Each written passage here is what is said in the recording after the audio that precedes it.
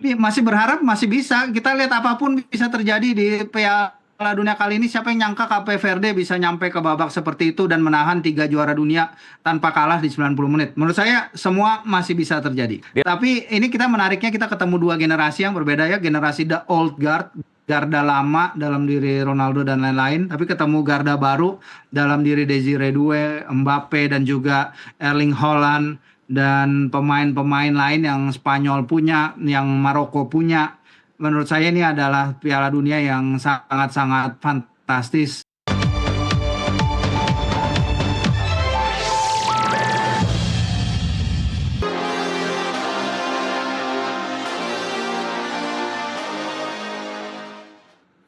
Pemirsa, Anda masih menyaksikan NTV Prime Dialog dan masih bersama kami terhubung melalui sambungan virtual mantan pemain Timnas Indonesia Octavianus Okto Maniani dan jurnalis serta pengamat sepak bola Bung Firzi Idris. Bung Firzi melanjutkan yang tadi sempat terpotong dikarenakan azan maghrib. Bisa Anda tambahkan mungkin terkait dengan kalau kita lihat Spanyol ini kan sebetulnya identik dengan penguasaan bolanya.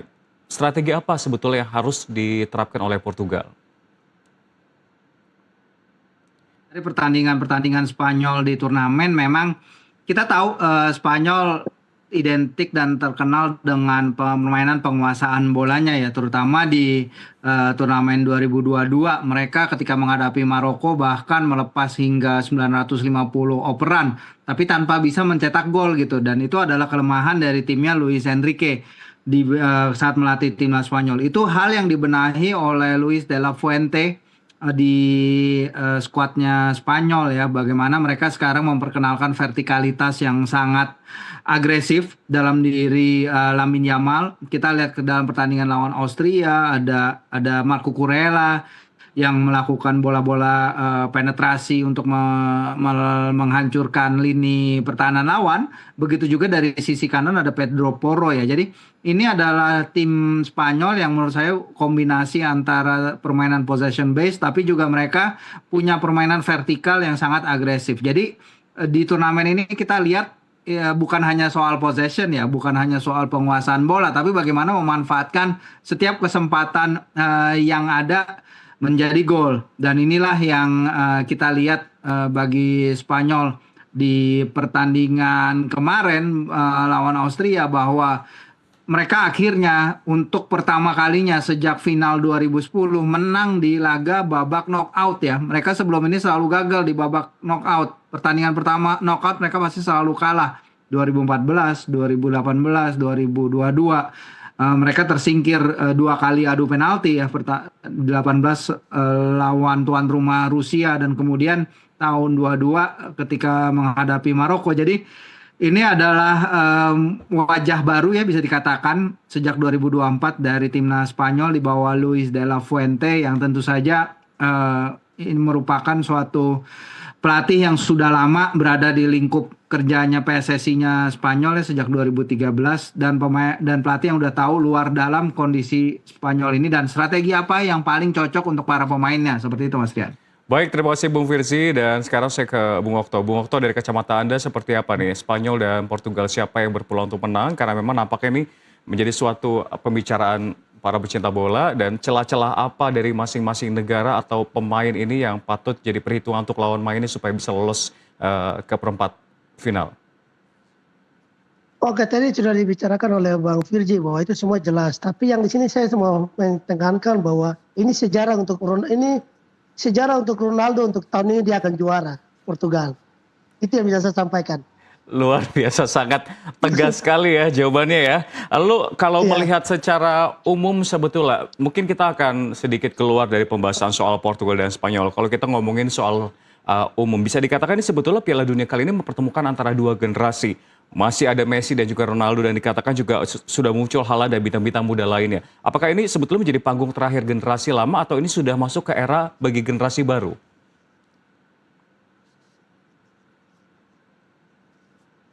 Bang Okto, silakan.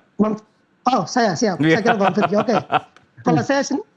Kalau saya sendiri bahwa ini mereka menjadi contoh untuk generasi muda yang akan berkiprah di tahun-tahun akan datang. Nah, inilah contoh Messi dan Ronaldo di tahun terakhir untuk mereka dua. Pasti akan diberikan penghargaan untuk mereka di tahun ini. Jadi mungkin yang kita tahu bahwa pemain-pemain muda yang sekarang kita tahu yang punya kualitas yang luar biasa, mereka harus punya panutan seperti Ronaldo dan Messi. Sehingga di tahun-tahun akan datang mereka bisa muncul Ronaldo yang terbaik dan Messi yang terbaik. Saya kira seperti itu yang bisa saya sampaikan. Baik, menarik. Kita udah mendengar point of view dari Bung Okto. Kita ke Bung Firzi. Bung Firzi, dari kacamata Anda, masih dengan pertanyaan yang sama, seperti apa jawabannya? Ya, saya menambahkan aja ya, karena di turnamen ini kita melihat mungkin penampilan, bukan mungkin ya, udah hampir pasti penampilan terakhir dari pemain hebat dalam diri Luka Modric, pemain yang sudah berusia 40 tahun yang membawa Kroasia bisa mencapai final 2018, terus kemudian semifinal tahun 2022, ada begitu juga Ivan Perisic, angkatannya itu, dan beberapa pemain lain yang old guard yang juga kita hilang dari peredaran ya, bisa dibilang gitu ya. Ada juga Yuto Nagatomo dari timnas Jepang, ada juga pemain-pemain lain yang menurut saya membuat turnamen ini sebagai goodbye juga. Barcola ini adalah generasi pemain yang mungkin akan menghiasi layar kaca kita untuk 10-15 tahun ke depan, Mas Rian, seperti itu. Ini menarik, Bung Firzi, karena sudah sempat menyebut nih, tadi saya mau nahan-nahan, tapi kita akan masuk aja pembahasan soal Norwegia dan Brazil. Kita ketahui memang sebetulnya kan Brazil ini akan menghadapi Norwegia yang diperkuat oleh Haaland, dan Norwegia juga dikatakan belum punya catatan pernah kalah dari Brazil dalam 4 pertemuan terakhir. Seberapa besar ancaman ini sebetulnya? Ya, kita lihat Brazil memang tim juara dunia 5 kali, itu kita semua udah tahu. Masalahnya Brazil kan datang ke turnamen ini mereka peringkat kelima di kualifikasi mereka. Itu sangat buruk sekali ya. Kalau misalnya tim ini masih 32 tim dan bukan 48 tim seperti sekarang, Brazil itu harus mengikuti playoff antar konfederasi yang tentu saja sangat-sangat memalukan bagi mereka gitu. Dan kita lihat beberapa cederanya Jepang yang kita juga tahu kehilangan 4 pemain inti mereka karena cedera ya, dari Endo, Mitoma, Minamino, Kubo juga tidak main. Ini memberikan bukan gambaran yang baik terhadap sepak bola Brazil sekarang. Norway memang udah. Bung Okto, bagaimana tanggapan Anda? Seperti apa nih kira-kira pertandingan antara Norwegia dan Brazil? Wah, ini saya juga nggak bisa berkomentar karena saya Brasil. Cuma ya terakhir-terakhir ini saya tidak bermain rapi ketika dia kebobolan di menit yang terakhir. Jadi saya sangat sayangkan yang tadi dibilang sama Bang Idris bahwa kalau dia tidak hati-hati bahaya untuk Brasil. Haaland jadi mereka punya kayak antu begitu, sialan tuh. Ngeri dia bermain sepak bolanya. Ya kalau Brasil punya pertahanan tidak baik-baik saja, bahaya Haaland bisa. Baik, Bung Okto. Bung Firzi, kita akan bahas ke tema yang lain nih. Kalau kita ngomongin soal kuda hitam, mungkin Piala Dunia yang beberapa waktu lalu kita bisa lihat Maroko. Maroko ini kan melaju dengan sukses sebetulnya. Apa kita masih bisa anggap Maroko ini sebagai kuda hitam, atau menurut kacamata Anda udah jadi sebuah kekuatan baru? Ya, menarik ya, karena awal turnamen saya juga ditanya soal ini, apakah Maroko itu kuda hitam apa enggak, karena faktanya bahwa mereka aja di 2022 udah jadi semifinalis. Terus habis itu Piala Dunia U20 mereka udah juara. Piala Afrika mereka jadi pemenang ya, walaupun memang Senegal yang memenangi laga, tapi CAF kan memberikan trofi kepada Maroko. Jadi ini adalah kekuatan sepak bola yang on the rise, yang sudah menakutkan sih sebenarnya ya. Mereka punya segala kemampuan untuk bisa menjegal siapapun yang berada di depan mereka kalau enggak waspada dan mengeluarkan permainan terbaik. Kolombia tadi pagi memang hanya menang tipis, tapi menurut saya lawan Swiss mereka seharusnya bisa menang, dan kemudian bertemu Argentina yang harus hati-hati ya. Kolombia ini punya catatan bagus di kualifikasi ya, bahkan mengalahkan Brazil dan Argentina. Jadi ini adalah suatu tim yang juga lagi dalam tren menanjak. Seperti itu, Mas Rian. Baik. Sekarang dari Bung Firzi kita beralih ke Bung Okto. Tadi kan kalau Bung Firzi sempat mengatakan bahwa Norwegia dan Kolombia, tim non-unggulan yang akhirnya bisa menjadi kuda hitam kali ini. Kalau dari Bung Okto sendiri seperti apa? Apakah ada tim non-unggulan yang akhirnya bisa menjadi kuda hitam di 16 besar ini?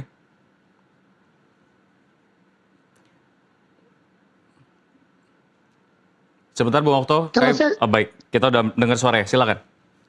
Oke, kalau saya sendiri tadi dibilang Kolombia dengan ini ya, tapi yang di sini saya sampaikan bahwa Argentina, Prancis itu harus diantisipasi. Ya kembali kepada Prancis ya, bahwa saya melihat mulai pengisian sampai sekarang, Prancis itu harus diantisipasi oleh tim-tim yang ada. Bahwa dia punya semua dari belakang, lini belakang, tengah dan depan, semua ngeri, harus diantisipasi. Kita Dikatakan Norwegia, Kolombia, polanya mungkin sama, kemenangannya sama, sedangkan Perancis ini harus diantisipasi. Bung Firzi, seperti apa tanggapannya? Ya, kalau kita ngomongin Prancis ini luar biasa ya. Mereka ini penyerangannya di levelnya mungkin di luar planet ini. Sangat fantastis sekali apa yang mereka punya di lini depan. Mau jagain siapa? Jagain Mbappe. Kalau jagain Mbappe ada Michael Olise. Jagain Michael Olise ada Ousmane Dembele. Ousmane Dembele kekunci dari bangku cadangan masih bisa turun Bradley Barcola, Desire Doué menuju pertandingan terakhir. Apakah mereka akan menang di pertandingan terakhir? Ya itu pertanyaan lain lagi. Tapi untuk nyampe ke final mereka sangat-sangat mungkin bisa, Mas Rian. Baik, Bung Firzi, terima kasih. Bung Okto, sekarang saya mau ngomongin soal teknik. Bung Okto mungkin bisa tanggapannya seperti apa? Apakah mungkin gaya bermain zaman sekarang ini sudah mulai berubah untuk Piala Dunia? Karena memang dikatakan beberapa tim penguasaan bolanya lumayan oke. Tapi apakah penguasaan bola ini jadi jaminan kemenangan atau mungkin ada yang lebih baik di era laga-laga yang sudah berlangsung? Mungkin transisi yang cepat, efektivitas. Oh iya, kalau kita bicara tentang penguasaan bola, kan sekarang sepak bola sekarang kan kita butuh ke depan. Jadi kita positifnya ke depan. Jadi sekarang ini kalau kita punya ball possession-nya bagus, tapi pengisiannya tidak bagus, sama saja bohong. Hasil akhir tetap kalah. Baik, terima kasih Bung Okto. Itu dari kacamata mantan pemain timnas. Bagaimana kalau dari yang memantau sebagai pemerhati dari Bung Firzi? Bung Firzi seperti apa melihat pergerakan dan juga teknik yang sedang berlangsung di Ya. Piala Dunia ini? Iya, kalau berdasarkan laporan technical study grupnya FIFA ya, memang di turnamen ini sejak turnamen 2022 sebenarnya tim yang bisa mengontrol bola tanpa possession, yang bisa mengontrol the game tanpa possession dan kemudian bermain transisi positif, agresif, itu yang akan menjadi pemenangnya. Makanya saya rasa Kakak Okto kalau masih main sekarang pasti akan seneng banget nih mainnya direct, mainnya nyerang. Tim-tim sekarang mainnya udah nggak possession lagi, udah nggak bukan tiki taka Spanyol lagi. Tapi kita lihat pemain kayak Lamine Yamal berani one on one. Mbappe apalagi itu kalau dalam situasi 1 lawan 1. Ousmane Dembele ketika mencetak gol lawan Norwegia itu dikulitin itu pemainnya, dia nggak tahu mau nembak mau jaga kanan mau jaga kiri karena semua berbahaya semua sisi dari penyerangan dari Perancis. Disinilah kita lihat sepak bola vertikal yang sangat menarik. Bahkan kita lihat beberapa kali Inggris kesulitan menghadapi vertikalitasnya juga Kongo yang bermain berani one on one di sisi sayap, mencoba melakukan lari-lari line breaking, menerobos garis pertahanan dan juga sebisa mungkin melakukan counter press. Banyak tim di turnamen ini melakukan counter press, tapi itu juga kita lihat efek sampingnya adalah para pemain menurut saya sedikit terkuras ya tenaganya di kompetisi kali ini karena tadi pagi kita lihat pemain Argentina itu berapa kali mereka turun ke lapangan, turun jatuh ke rumput. Ini yang menurut saya juga jadi perhatian. Emang ada hydration break ya. Menurut saya hydration break itu nggak selamanya negatif ya, nggak seperti yang kita antisipasi pada awal turnamen di mana para pemain sekarang dengan hydration break 3 menit mereka bisa mendengarkan instruksi pelatih. Mereka bisa lebih misalnya ada sesuatu ketika tim mereka tertinggal, mereka bisa reset, bisa meningkatkan taktik mereka dan juga selain itu mengistirahatkan otot-otot mereka agar bisa mulai lagi dengan tempo dan intensitas lebih tinggi. Jadi seperti itu sih. Tapi karena turnamen ini juga bermain dengan jarak yang sangat luar biasa ya. Jarak dari Los Angeles ke New York, jarak dari New York ke Monterrey, Monterrey ke Toronto, Atlanta ke Mexico City itu sangat sangat jauh sekali, 2 jam 3 jam penerbangan.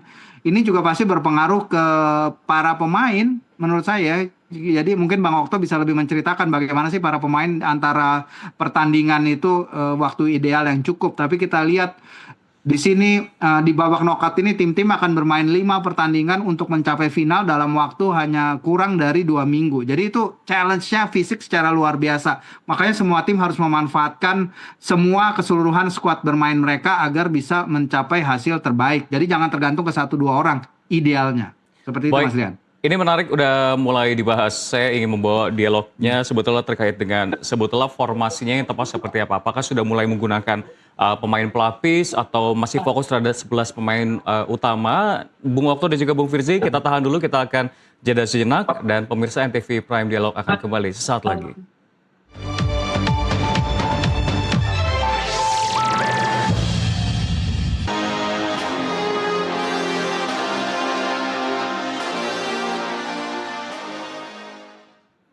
Pemirsa, Anda masih menyaksikan NTV Prime Dialog dan masih bersama kami, Firzi Idris, jurnalis dan pengamat sepak bola, dan juga Octavianus Okto Maniani, mantan pemain timnas Indonesia. Bung Okto, melanjutkan dialog tadi, seperti apa nih Bung Okto melihat bahwa sebetulnya permainan dan juga laga sudah semakin padat, apakah rotasi pemain ini penting, dan juga kita bisa fokus terhadap kekuatan dari pemain pelapis, atau kita fokus aja dengan pemain utama melihat jeda antar laga yang ada saat ini? Oke, siap. Itu yang penting adalah recovery-nya pemain. Jadi kenapa harus ada pemain pelapis? Karena pemain pelapis itu sangat penting dalam tim. Ketika pemain 11 starter inti itu mereka terkuras, kita harus percayakan pemain pelapis. Karena saya kira pemain pelapis itu sangat menentukan juga untuk setiap tim yang ada untuk turnamen ini. Jadi kembali kepada pelatih lagi, strategi pelatih apa yang dia pakai. Sehingga pemain-pemain starter itu yang dia siapkan untuk pertandingan berikutnya. Jadi sangat penting tentang recovery-nya. Recovery itu sangat penting. Itu kembali kepada dia punya tim measure yang harus bisa melihat hal seperti itu, atau dokter tim yang akan memanage setiap pemain yang bermain dalam waktu pemain starter ya, khususnya untuk pemain starter. Saya kira itu yang bisa saya sampaikan. Baik, itu berdasarkan pengalaman dari Bung Okto sebagai pemain. Kalau dari Anda, Bung Firzi, mungkin terkait dengan pengalaman Anda memantau seperti apa strategi terbaik menurut kacamata Anda? Ya kalau kita ngomongin masih soal ketebalan skuad dan rotasi pemain ya. Di fase grup kemarin itu ada 43 gol yang tercipta dari pemain yang turun dari bangku cadangan. Ini kembali menekankan pentingnya suatu tim untuk punya kedalaman skuad, pentingnya para pemain juga untuk kontribusi ketika masuk ke lapangan. Jadi bukan hanya mereka melengkapi jumlah pemain, tapi juga mereka harus menyumbangkan ya, dimana emang negara yang keren banget menurut saya secara fasilitas. Di Atlanta udah ada AC, di SoFi Stadium di Los Angeles juga itu indoor, tapi ada beberapa stadion yang outdoor kayak di Miami Gardens.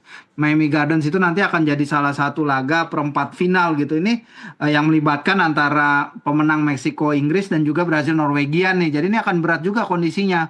Sementara kita lihat di Piala Dunia 1994, kondisi fisik para pemain itu kan terkuras banget ya. Final itu kalau nggak salah dimainkan di dalam suhu yang mencapai 38-an derajat Celcius, makanya tersiksa sekali tim Italia ketika itu di final. Dan temponya kalau saya ingat ketika itu permainan berlangsung tidak dengan tempo cepat karena kedua tim juga struggling dalam panasnya. Jadi ini balik lagi kemampuan tim-tim untuk beradaptasi lebih dalam kondisi yang berbeda-beda di turnamen ini, dari setiap kota penyelenggara ke kota penyelenggara lainnya. Ini juga akan menjadi kunci. Seperti itu Mas Rian.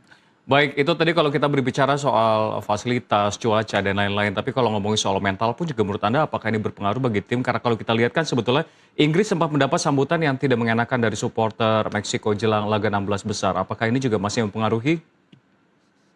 Ya, mental pasti sangat-sangat berpengaruh ya. Itu give without doubt sama sekali. Udah nyampe ke Piala Dunia, itu mental yang akan berbicara. Kita di sini mungkin bisa mengomentari macam-macam, tapi para pemain itu harus menunjukkannya di lapangan. Menjelang akhir dialog, mungkin saya akan ke Bung Okto. Bung Okto, kita menuju ke pertanyaan pamungkas. Ini kita nggak usah ngomongin siapa yang bakal juara, Bung Okto, karena bukan Paul si Gurita. Tapi Bung Okto kalau bisa prediksi 4 tim yang berpeluang menembus semifinal, kira-kira siapa dan mengapa? Kalau saya, satu Prancis, kedua Portugal, ketiga Kolombia, keempat itu ada di Argentina. Berdasarkan Karena saya melihat dari statistik mereka bahwa mereka saat ini untuk punya peluang untuk melolos untuk masuk fase berikutnya. Itu yang saya bisa sampaikan. baik, terima kasih Bung Okto. Kalau Bung Firzi seperti apa, Bung Firzi? Apakah sama? Ini apa nih? Ini 4 tim semifinalis ya jadi ya? Betul. Oke, dari bracket kiri atas itu seharusnya itu adalah Prancis ya. Oke. Terus kemudian bracket kiri bawah antara Portugal, Spanyol, Amerika Serikat, Belgia. Saya mungkin Spanyol kayaknya tim mereka lebih matang ketimbang Portugal yang punya banyak masalah. Bracket kanan bawah itu seharusnya Argentina. Bracket kanan atas ini akan jadi Brazil, Norwegia, Meksiko, Inggris. Ini semua masih bisa lolos nih menurut saya. Ini ngeri nih bracket kanan atas menurut saya ngeri nih. Oke, berarti Meksiko sebagai tuan rumah. Meksiko deh, Meksiko. Meksiko. Oke. Ini yang jadi pertanyaan juga. Mungkin ini pertanyaannya pertanyaan saya mewakili pertanyaan banyak publik. Sebetulnya kita masih bisa berharap atau ini cukup sulit gak sih? Realistis gak sih ketika kita bicara soal Messi ketemu sama Ronaldo, atau justru Piala Dunia 2026 ini akan melahirkan juara baru, tokoh baru, sosok baru? Masih berharap masih bisa. Kita lihat apapun bisa terjadi di Piala Dunia kali ini. Siapa yang nyangka Cape Verde bisa nyampe ke babak seperti itu dan menahan 3 juara dunia tanpa kalah di 90 menit. Menurut saya semua masih bisa terjadi. Di antara dua opsi ini, menurut Bung Firzi sebagai cenayang, kira-kira lebih possible yang mana? Berhubung saya bukan cenayang dan hanya menganalisis saja, tapi ini kita menariknya kita ketemu dua generasi yang berbeda ya, generasi the old guard, garda lama dalam diri Ronaldo dan lain-lain, tapi ketemu garda baru dalam diri Desire Doué, Mbappe dan juga Erling Haaland dan pemain-pemain lain yang Spanyol punya, yang Maroko punya. Menurut saya ini adalah Piala Dunia yang sangat-sangat fantastis yang harus kita tunggu nih sampai selesai. Jadi walaupun emang pertandingannya menyiksa nih bagi kita warga Indonesia, tapi menurut saya kalau kita kehilangan satu pertandingan pun di babak knockout ini, kita bakal kehilangan tontonan yang sangat-sangat luar biasa. Seperti itu sih, Mas. Baik, terima kasih Bung Firzi. Bung Okto, bagaimana Bung Okto tanggapan Anda? Apakah Anda juga sama, senada seirama, masih menyatakan bahwa lebih possible mana pertemuan antara Messi dan Ronaldo, atau justru kita akan melihat panggung lahirnya juara baru? Bung Okto, kita masih belum bisa dengar suaranya.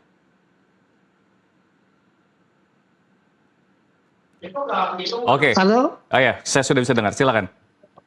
Oke, kalau saya sendiri kita akan melihat Messi dan Ronaldo akan ketemu di semifinal. Ketemu di final. Itu yang harapan saya. Baik. Seperti itu. Lagi-lagi jawaban yang lugas dan juga lumayan nusuk ya, Bung Okto. Terima kasih sudah bergabung. Gimana? Itu harapan, siap. Gimana? Lanjutkan. Itu berat, tapi itu saya harapkan. Mudah-mudahan itu yang akan cerita untuk tahun 2026 untuk mereka dua. Siap, itu saja. Oke, ada pernyataan lain yang mungkin disampaikan dari Bung Firzi atau Bung Okto sebelum saya menyudahi dialog kali ini? Ada tambahan atau mungkin ada opini-opini menarik? Udah aman sih kalau dari saya, ya itu aja nih Piala Dunia yang sangat menarik. Jadi setiap pertandingan menghadirkan kisah sendiri, menghasilkan drama sendiri, menghasilkan tontonan fantastis. Banyak gol ya di turnamen kali ini, bikin kita nggak ngantuk kalau nonton. Jadi menurut saya ya jangan kita kehilangan lah turnamen 4 tahunan ini, seperti itu. Baik. Bung Okto ada yang mau menambahkan atau sudah? Saya akan cukup. Sudah jelas yang dibicarakan oleh Bang Fidris sendiri. Baik, terima kasih telah bergabung bersama kami Bung Firzi Idris, jurnalis dan pengamat sepak bola, dan juga Octavianus Okto Maniani, mantan pemain timnas Indonesia. Sehat dan sukses selalu. Dan pemirsa, babak 16 besar Piala Dunia 2026 menjadi awal dari ujian sesungguhnya bagi para kandidat juara. Setiap laga kini tidak lagi memberi ruang untuk kesalahan karena satu kekalahan berarti akhir perjalanan. Kita tunggu apakah tim kejutan bisa menciptakan cerita baru. Jangan kemana-mana pemirsa, ANTV Prime akan kembali dengan informasi lainnya. Tetaplah bersama kami.